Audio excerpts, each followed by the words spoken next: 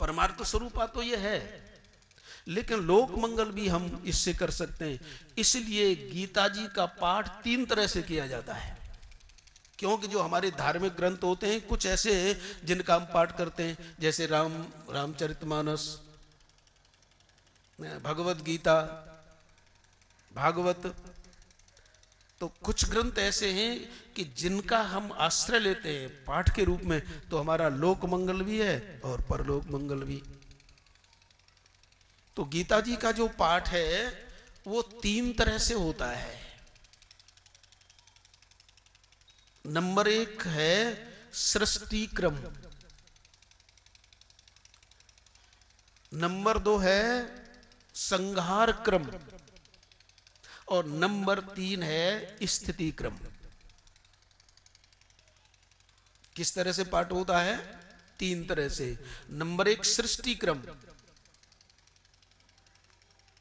सृष्टि क्रम में पाठ होता है कि गीता जी के पहले अध्याय से पाठ करो और 18 तक करते चले जाओ।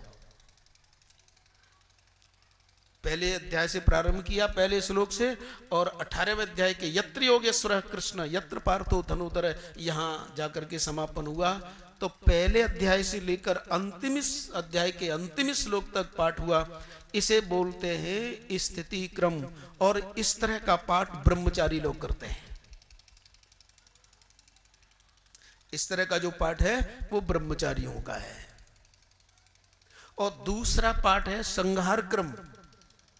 संहार का मतलब है कि गीता जी का अंतिम जो श्लोक है वहां से प्रारंभ किया और प्रथम अध्याय का जो पहले श्लोक है वहां तक पहुंचे, यानी उल्टा पाठ। इसे कहते हैं संहार क्रम, और इसको करते हैं सन्यासी। और हमारा आपका भी तो कुछ होगा।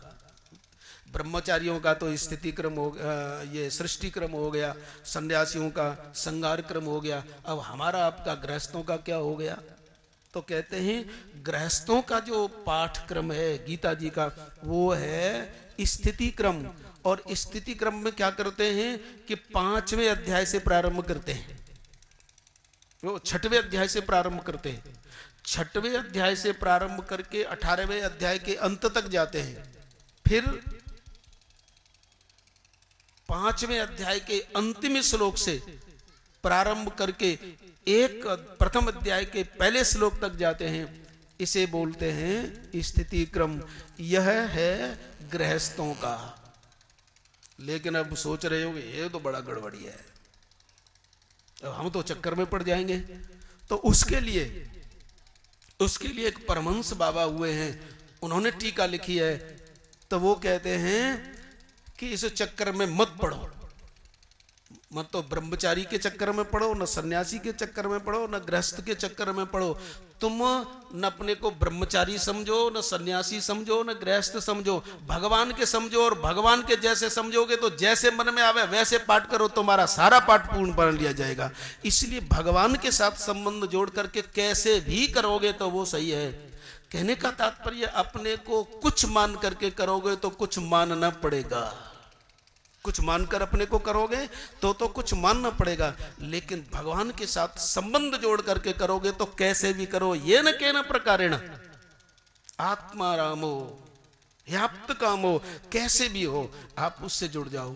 तो हम तो ये सोच रहे हैं कि हमारा तो ऐसा ठीक रहेगा कि 100 श्लोकों का पाठ करें तो 7 दिन में हो जाएगा। लेकिन अब तो आज का दिन तो वैसा ही गया। लेकिन थोड़ा श्री गणेश कर देते हैं और फिर आगे कल से ऐसा नियम है कि आज तो पहला दिन कोई बात नहीं, पहले दिन ऐसा हो ही जाता है, तो थोड़ा सा पाठ कर लेते हैं और उसके बाद फिर विराम देंगे, थोड़ा सा और विचार कर लेंगे और फिर कल से तो ज्यों का त्यों होगा।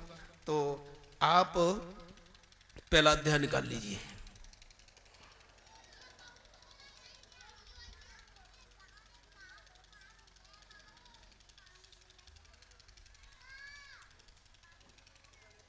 हाँ, सबके पास, जिनके पास न हो उन्हें दे दीजिए। 2 मिनट भगवान का नाम लेते हैं, तब तक सबके पास गीता जी प्रवेश करती हैं।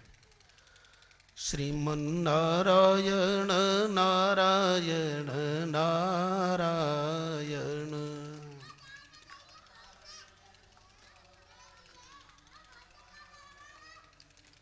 श्रीमन्नारायण नारायण नारायण।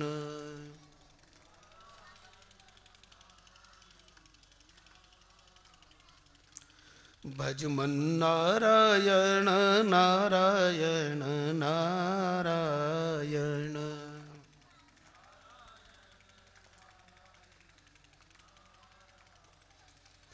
जय जय नारायण नारायण नारायण।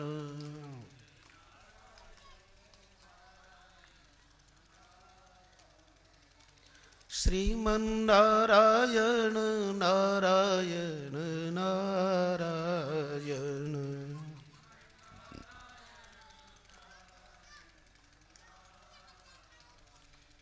श्रीमन्नारायण नारायण नारायण।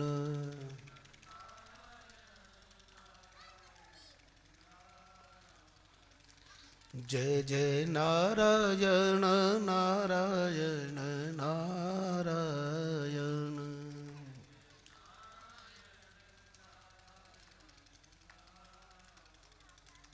श्रीमन्नारायण नारायण नारायण।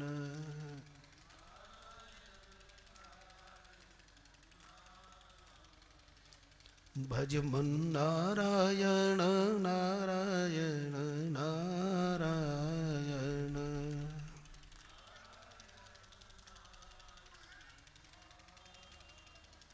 बोलो सद्गुरुदेव भगवान की। तो प्रथम अध्याय आप निकाल लें, जहां तक ऐसा सबके पास ग्रंथ पहुंच गया होगा। ओम श्री परमात्मने नमः।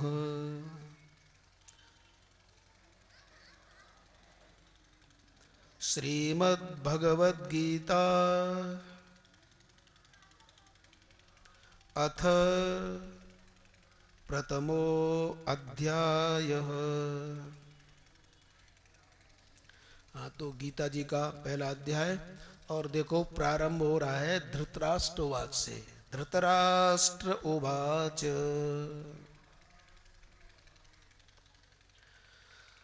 ये एक आश्चर्य की बात है कि प्रारंभ किया धृतराष्ट्र ने, प्रारंभ तो कर दिया और पूरी गीता भी उन्हीं के निमित्त से हो गई। लेकिन इन धृतराष्ट्र का दूसरा कोई उवाच फिर गीता में नहीं रहा।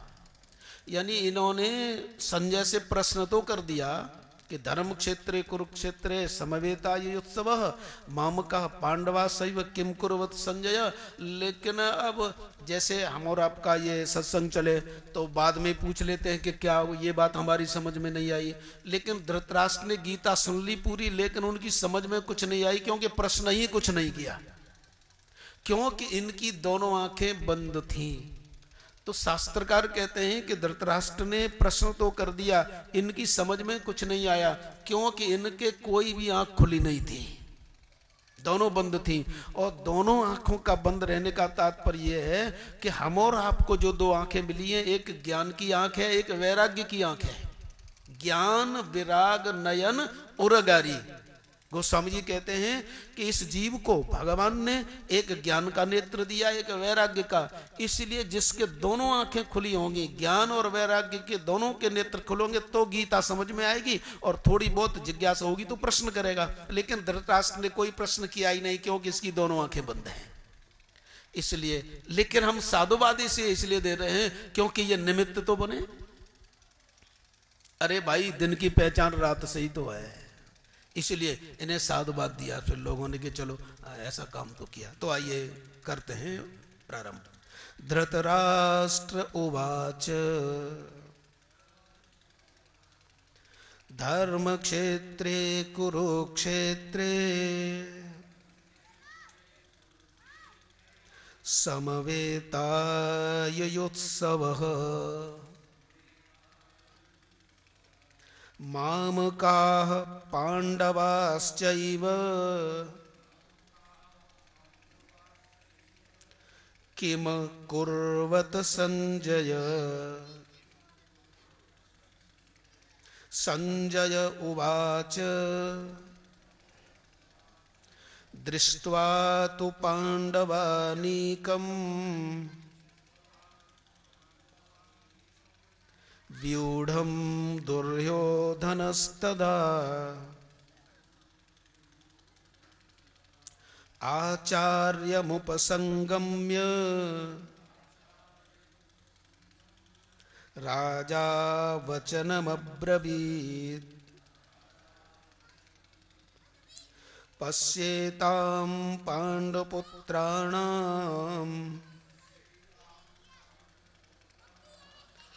आचार्यमहतीं च मूम् व्यूढां द्रुपदपुत्रेण तव शिष्येण धीमता अत्र शूरा महेश्वासा भीमार्जुन समायुधे युयुधानो विराटश्च द्रुपदश्च महारथ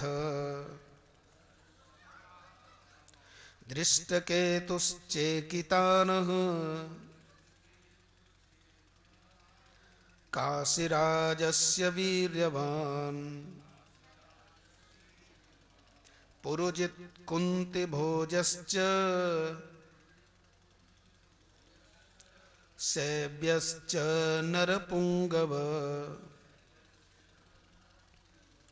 युधामन्युश्च विक्रान्त उत्तमौजाश्च वीर्यवान् सौभद्रो द्रौपदेयाश्च सर्व एव महारथा अस्माकं तु विशिष्टाये तान् निबोध द्विजोत्तम नायका मम सैन्यश्च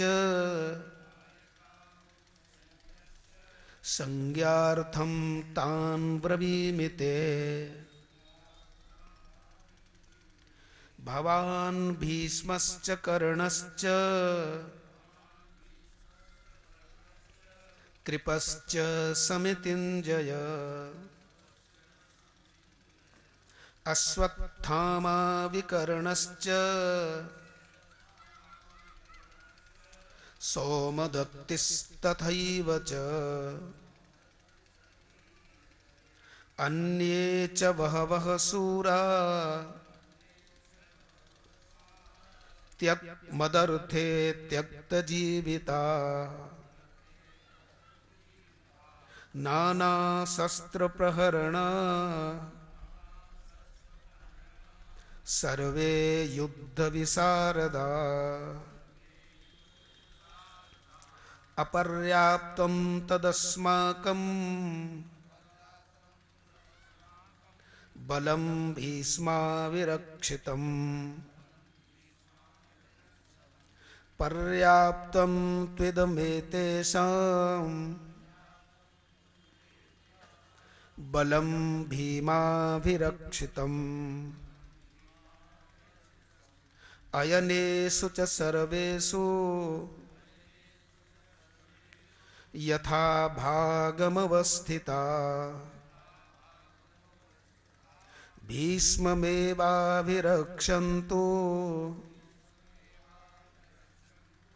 भवन्तः सर्व एव हि तस्य संजनयन् हर्षम् कुरु वृद्धः पितामह सिंहनादं विनद्योच्चैः शंखं दद्मौ प्रतापवान्